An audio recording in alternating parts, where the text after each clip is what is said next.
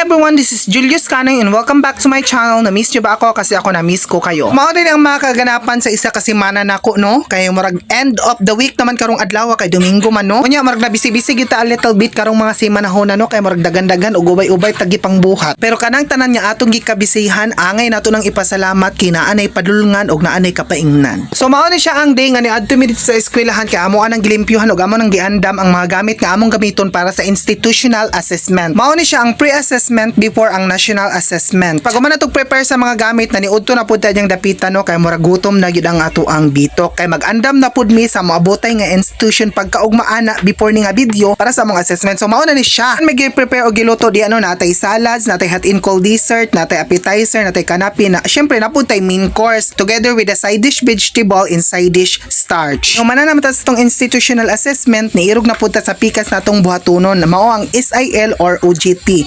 SIL stands for Supervised Industry Learning or OJT on the job training. Kaya ugma naman may mag-OJT lunes, nagprag-prag kung mama ko mapalitik og polo mabi kay marag wala na ko'y polo. Napagod ko isa pero gusto na ko mamait og isa kay para na ko'y extra nga mapalitin po kog slacks makana nagong bratuhon din nga to din may Unicity, no. Pero kaning kinsay makarelate ani nga basta makaadto lag Unicity wa nay pakialam ko unsay suoton basta makalarga lang, no. Ako diri kay murag nakasuot ako pajama diri nga murag katok kong pangharbi sa una. Nakasuot po ko aning sina nga murag pang-uranay ra, nakasuot po ko ang sinilas akong barkada nga nagisi na pero salamat kayo Penny ha, paabot lang diya kay muuli ko magdala ko yummy delicious food. Unya kanina time naglibog na mi kung unsay pilion kay duha man ang size ani, no, na XL ug napoy double XL. Unya ang choices po na ay dirty white na apoy cleanly white. Huy, over sa cleanly white. So mao to naglibog man mi sa duha sa XL ug sa double XL, nakita na ko sa luyo nga naman day large, no. Mao to man ko sa XL ug double XL nga naa man day large. Sakto man ako ang large. So ako'y napalit, ako'y nipili ato kay sakto man pud sa ako, di ko naglawlaw, gusto ko fit sa ako agamay. Ya nakita ninyo, no, nya kanila gintaas sa kay tagbuhok, no, mura tag kanang igang kayo bisig na kay murag man tag igang, no, patubang ko sa electric pan din. Pag human na mo pa cashier ato nang lakaw nami. Nya mong plano ni mama gusto ta na mo magmang inasal ya nahurot man ang budget diri sa akong gipamalit, no. So diri na mi nagkaon sa McDo, magkaon magdoko-doko. Una ni siya.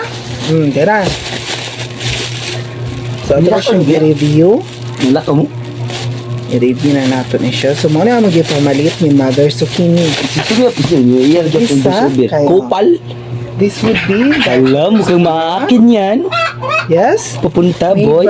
large, yes. Yes. One. Then I bought in 2 pieces para na ako'y Ibalik-balik mo. kambyuhan. So maonik siya, no?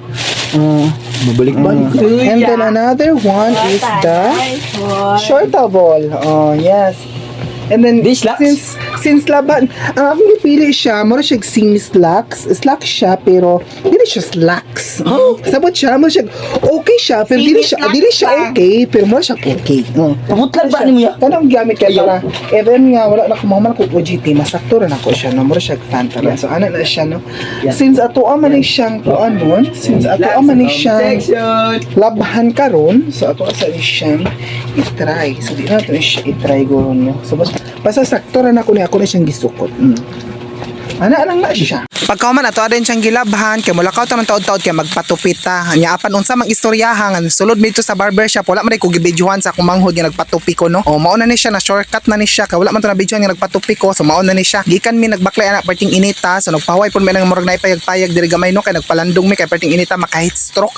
Mo na sa tanang tao di ang magbaklay or nailakaw tag-adlaw-adlaw magpayong gyud magbalon og tubig ka para iwas heat stroke. Kay ang panahon karon perting inita pero angay na to ipagpasalamat kay ang uban dili maayo ang panahon nya unta okay na ang tanan, no, kay para ma-back to normal na. And God's grace mawala ang bagyo, no, especially sa Manila kay grabe na gyud ang baha. Unta ma-back to normal lang ang tanan.